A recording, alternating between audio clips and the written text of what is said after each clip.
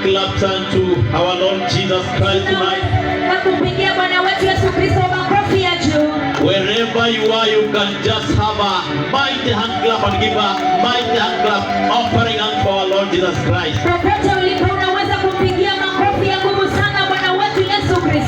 I'm very happy back here tonight. Just allow me speaking in English. Not because I've learned more than you, but we have a shortage of mkalimani wa Kikamba. You just allow us. Praise the name of the Lord.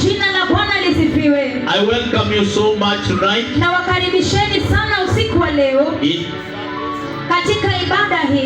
In this crusade, we have come here to worship with you. And I believe everyone who is created by our Lord has every reason to praise and worship our Lord. Because when God was creating mankind, can you imagine? He never created you like animals. You can imagine God created you with His own image. And by that image, the Lord had a purpose. That whenever He looked at every human being, He just requires one thing. He requires a worship from every mankind, from every woman, from every man, from every young man. Hallelujah. But the question is, have you been worshiping Him? Have you been exalting Him? Ever since you were born, have you glorified God? Have you adored God? Have you lifted the name of God? Or you have been lifting the names of this world? Or you have been worshiping the gods of this earth? Or you have been worshiping the tradition of your family? Or you have been worshiping the church of your father and mother? Hey, it's such a bothering question. But to bother you much, asking yourself some question. Have I really been worshiping Jehovah? And you can imagine, we are preparing that we may gather together, that we may gather tomorrow in the places of worship. Whether you are an AIC, whether you go to Catholic, whether you go to Full Gospel, everybody, wherever you shall be going, the house of worship. The question is, have you been worshiping Him the way He is supposed to be worshipped? That's why tonight we have come here and we may reason together. You know, when I read the Bible, instead of mankind to tell God that I want to reason with you, it is the book of Isaiah, chapter 1 verse 18, where the Bible says, that the Lord is calling mankind, even in the Garden of Eden, after this woman and man have fallen, it is Jehovah Himself who went to that garden to look after this mankind. I want to ask you a question. Could you be the one? Could it be the you are the one whom God is looking after?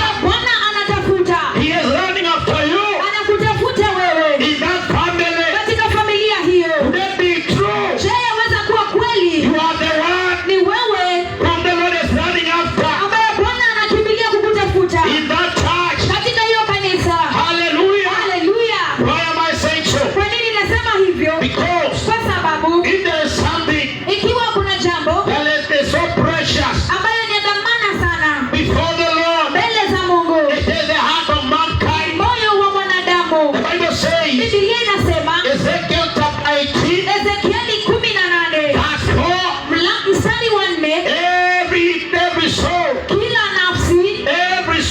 kila nafsi that was created, iliyoumbwa it belongs to God. ni yake Mungu. Even to that soul Hata kwa hiyo nafsi that is lost, ambayo imepotea, that has been lost deep in sin, ambayo imepotea ndani ya the damu, Lord is saying, Bwana anasema that soul belongs to me. hiyo nafsi ni yangu. But when you come verse 32, Lakini unapokuja mstari wa 32, what does the Bible say? Biblia inasema nini? That anyone Ya kwamba kila mmoja who sinners shall die. ambaye anatenda dhambi atakufa. And if you die Na ikiwa utakufa while you are a sinner, ukiwa na dhambi, the Lord does not take pleasure Bwana hafurahii to the death of a sinner. kwa ile kifo ya mwenye dhambi. You know, we normally go to burial services Kila wakati tunaenda kwa ibada za mazishi or burial ceremonies, au zile sherehe za mazishi, and I believe you have seen it. na naamini umeona Everybody was buried. kila mtu ambaye anazikwa There is a cross, kunayo msalaba, and in that cross, na katika msalaba huo,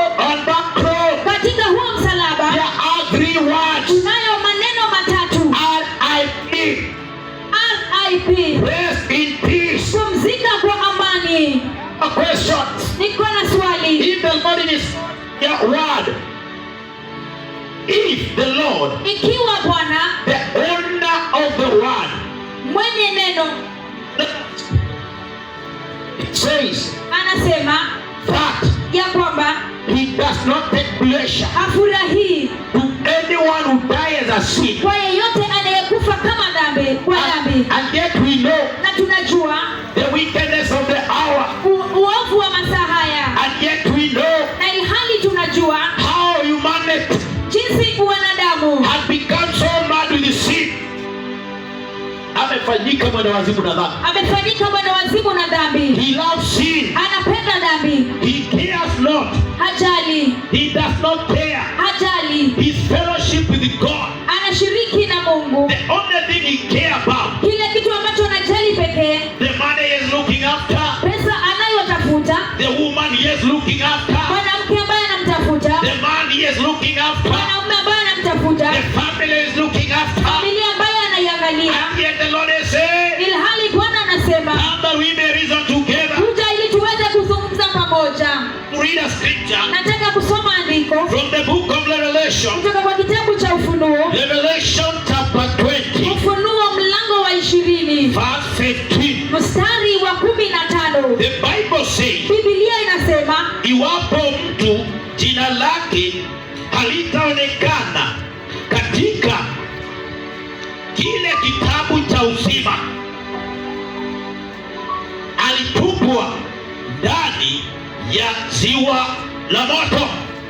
Praise the name of the Lord. jina la Bwana lisifiwe. The Bible says, Biblia inasema from where we have just read, mali ambapo tumesoma tu Revelation chapter 20, Ufunuo mlango wa 20 verse 15, mstari wa 15, that if anyone, ya kwamba ikiwa yeyote his name will not be found jina lake halitapatikana written in the book of life, ikiwa imeandikwa kwa kitabu cha uzima, he shall be thrown atatupwa into the lake of fire. ndani ya ziwa la moto. That's why I've come tonight, Ndio sababu nimekuja leo that we may reason together. ili tuweze kufikiria pamoja. Because the only living thing here on earth, Kitu cha pekee ambacho kinaishi hapa ulimwenguni it is the very word of God.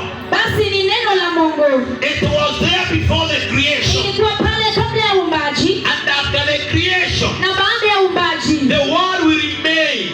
neno litabaki, It will not pass away. haitapita. And if the owner Na ikiwa mwenyewe of our life, wa maisha yetu, and if the owner na ikiwa mwenyewe of the earth we are walking on, wa ulimwengu ambayo tunatembea kwayo, if the owner ikiwa mwenye mmiliki of the breath we are breathing, ya ile pumzi ambayo tunapumua,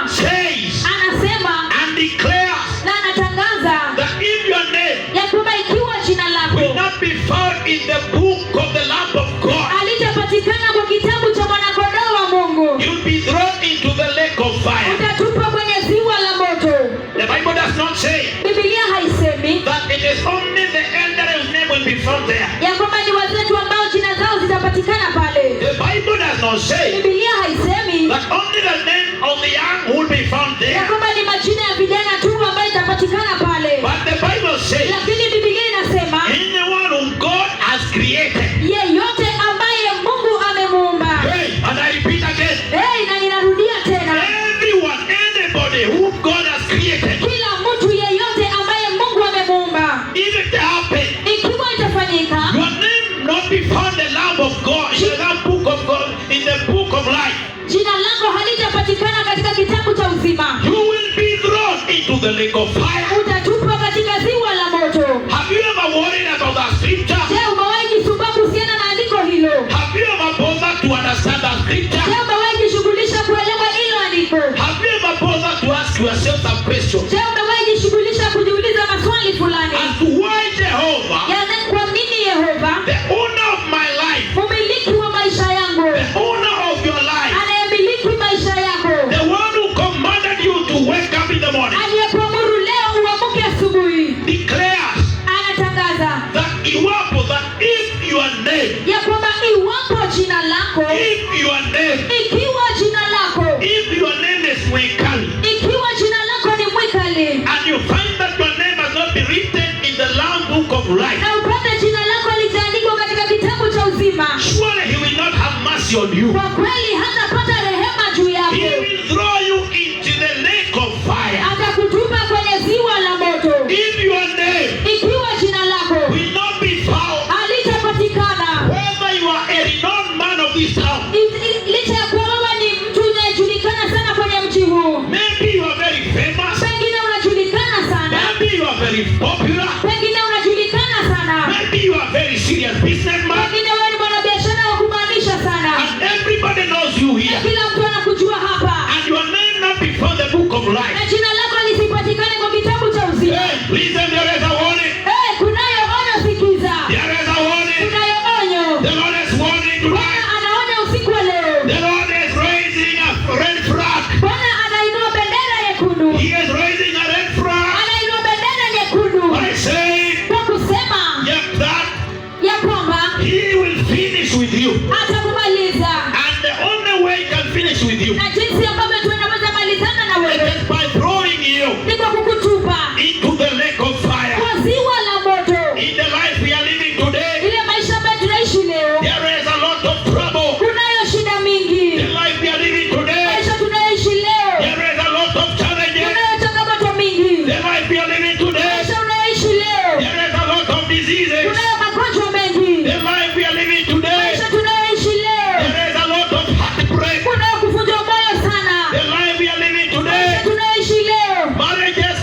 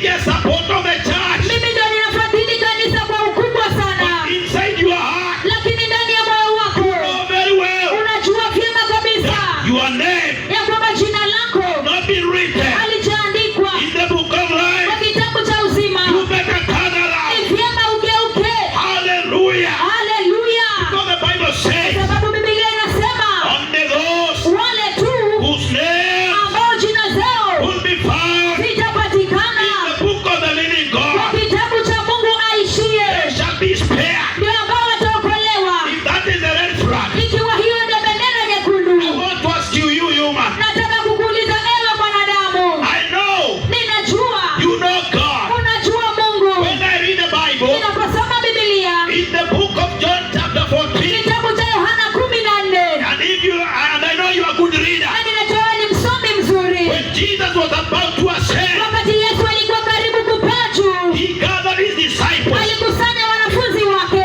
and he saw na akaona and he found out na akapata inside their hearts ndani ya mioyo yao they were very troubled walikuwa wamesumbuka sana, because their master kwa sababu Bwana wao was about to ascend. alikuwa karibu anapaa. There was a lot of worries. Kulikuwa na kushawishika kwingi. How are we going to make it? Tunaenda kufaulu namna gani? How are we going to survive? Tunaenda kufaulu namna gani? How are we going to work? Tunaenda kufanya namna gani? Jesus looked at them Yesu aliwatazama and he said akasema that you should not be worried. ya kwamba msifadhaike. But the most astonishing part of it, Lakini ile mahali ya kushtua sana, sehemu yake ya kushtua sana, you find that unagundua kwamba among the disciples, miongoni mwa wanafunzi, people who had walked with Jesus, watu ambao walitembea na Yesu, people who are in the council of our Lord watu Jesus, waliokuwa kwa ile ushauri wa Bwana wetu Yesu. speaking about someone like Thomas, Nazungumza na mtu ambaye anakaa kama Tomaso, a very known disciple of Christ Jesus. mwanafunzi anayejulikana sana wa Yesu. He followed Jesus Alifuata Yesu the way you are following him jinsi today. unavyofuata leo. He sang about the song of Jesus Aliimba kuhusiana na nyimbo za Yesu the way you are singing today. jinsi ambavyo unaimba leo. He prayed the name of Jesus Aliomba kwa jina la Yesu the way you are praising today. jinsi ambavyo tunaomba leo. But when he was there, Lakini alipokuwa pale he didn't know hakujua the way to heaven. njia ya kwenda mbinguni That's Christ Jesus. ni Kristo Yesu. The way people, Jinsi watu, the way many people, jinsi ambavyo watu they wengi have become followers of Jesus, wamefanyika wafuasi wa Yesu, but they do not have any revelation lakini hawana ufunuo wowote about the word of God. kuhusiana na neno la Mungu. Then the other one is Philip. Basi mwingine ni Filipu, He followed Jesus. akamfuata Yesu, He witnessed Jesus raising the dead. akashuhudia Yesu akiinua wafu, He witnessed Jesus healing the blind. akashuhudia Yesu akiponya vipofu, He witnessed Jesus healing the cripple. akashuhudia Yesu akiponya viwete, He witnessed Jesus healing the leper. alishuhudia Yesu akiponya wenye ukoma, He witnessed Jesus healing the issues of the blood. alishuhudia Yesu akiponya wale Hey! walikuwa na masuala ya damu, But he didn't have a revelation lakini hakukuwa na ufunuo that Jesus was God. ya kwamba Yesu alikuwa Mungu. This is a big challenge Hii ni changamoto kubwa sana to you and to me. kwa wewe na kwangu mimi. And we need to ask ourselves a question. Inabidi tuliulize swali, What is my relationship uhusiano wangu ni upi with God? kati yangu na Mungu? Today, Leo we are living the most dangerous day tunaishi katika siku ya hatari sana, when even the Christians themselves, ambapo hata Wakristo wenyewe, I'm not speaking about the Muslims, sizungumzi kuhusiana na Waislamu, I'm not speaking about the Hindu, sizungumzi kuhusiana na Wahindi, I'm speaking about Christians, nazungumza kuhusiana na Wakristo, people who claim to know Jesus, watu ambao wanadai kumjua Yesu, people who sing the songs of Jesus, watu wanaoimba nyimbo za Yesu, people who declare there is power in the watu blood, wanaotangaza kuna nguvu katika damu, people who declare that Jesus raised the cripple, watu wanaotangaza kwamba Yesu aliinua viwete, people who declare that I know Jesus. watu ambao wanatangaza kwamba namjua Yesu. You'll find there is a problem. Utapata kwamba kuna shida. Whatever they are claiming, Chochote wanachokiri, whatever they claim to believe, chochote wanachokiri kwa jina, if they happen, ikiwa kinatendeka, all they are denouncing. tena wanakataa. Hallelujah. Haleluya! And you wonder Na unashangaa the relationship between Christian and God. uhusiano kati ya Kristo na Mungu. You may have a name, Unaweza kuwa na jina, might be George. Jina lako laweza kuwa Ayubu. It is a Christian name. Ni jina la Wakristo. You may have a name Peter. Jina Petero. Yes, it is a Christian name. Hiyo ni jina la Kikristo. You may have a name John. Unaweza kuwa na jina ya John. Yes, it is a Christian name. Hiyo ni jina ya Kikristo. But my question is, Lakini swali langu ni, would it be true je, yaweza kuwa kweli that you are among the numbers? ya kwamba uko miongoni mwa idadi People who claim to know the way, watu wanaodai kujua njia but they do not know the way. lakini hawajui njia?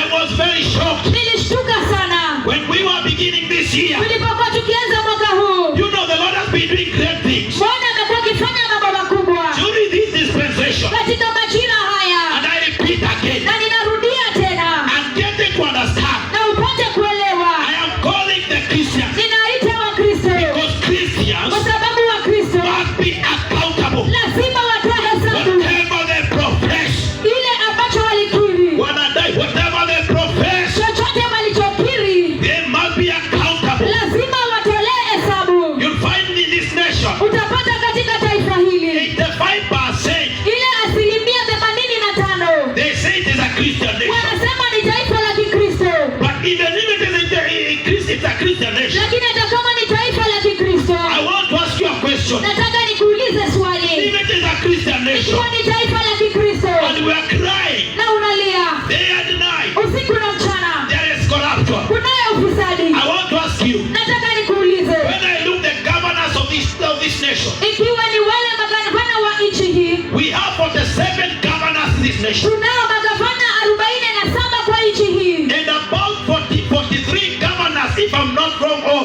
45, they are Christians. na yapata magavana 45 ikiwa sijakosea, wao ni Wakristo, They go to church, wanaenda kanisani, they are worshippers. wanaabudu, But when they go to church, lakini wanapoenda kanisani they are the most corrupt. wao ni wafisadi zaidi. When you go to the hospital, Unapoenda hospitali there is no medicine. hakuna dawa, And if you ask, lakini ukiuliza what is the problem? shida ni nini, The county government ile serikali ya kaunti have supplied the medicine, wameleta madawa, but the pharmacists, lakini wale wenye madawa, the clinician there, wale madaktari pale, the nurses who are there, wale wauguzi walioko pale they are in the choir, wako katika kwaya, they are the chairman of the church, wao ndio wenye kiti kanisani, they have big titles, wako na zile vyeo mbalimbali kubwa kubwa, but they are the biggest thief, lakini wao ndio wezi wakubwa, they are the biggest thief, wao ndio wezi wakubwa, they are terrorizing Kenyans. wanaumiza wale wateja wao, Yes, they are hurting the life of Kenyans. wanaumiza maisha ya Wakenya. And then you get to you ask yourself a question. Basi unajiuliza swali, Shouldn't we have a Christian nation? je, tuko katika taifa la Kikristo? No.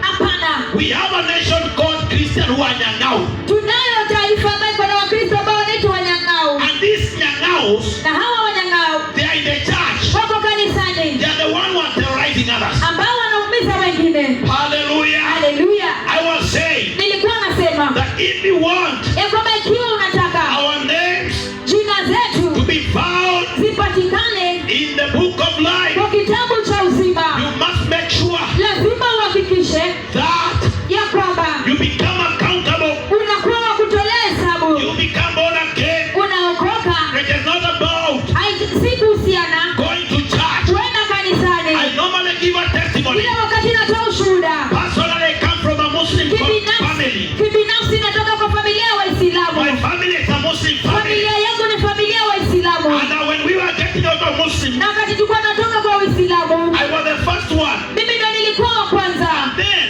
Kisha the next church, ile kanisa iliyofuatia, I normally call it the church of my father. huwa ninaita kanisa ya baba yangu, Because it was the church of my kwa father. sababu ilikuwa kanisa ya baba yangu, But there was no salvation. lakini hakukuwa na wokovu. Then my father became a chairman. Kisha baba yangu akafanyika mwenyekiti, But he could produce some chang'aa in his house. lakini angeunda chang'aa kwa nyumba yake. Then my mother, Kisha mama yangu she used to take kumbato.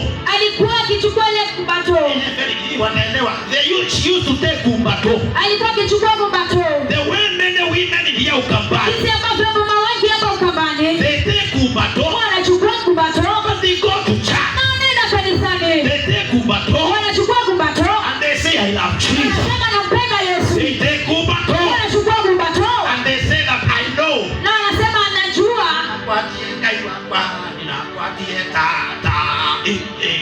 That is what they do. Hiyo ndio ambao wanafanya. But their hearts Lakini mioyo yao have never been touched. haijawahi guswa. Their hearts Mioyo yao have never been disconnected. haijawahi tenganishwa. So when I was in my father's church, Hivyo nilichokuwa nilikuwa katika kanisa ya baba yangu, I worshiped, niliabudu, but I didn't have God. lakini sikuwa na Mungu. And then I moved out. Basi nikatoka. And after moving out, Na baada ya kutoka, that was now hapo sasa hiyo ilikuwa. the moment of deliverance. Hapo ndipo ilikuwa mwanzo ama ile kipindi cha kukombolewa. I didn't join church. Sikuingia kanisani. I went to church. Nilienda kanisani. I raised my hand. Nikainua mikono yangu. I said that I want to be born again. Nikasema nataka kuokoka.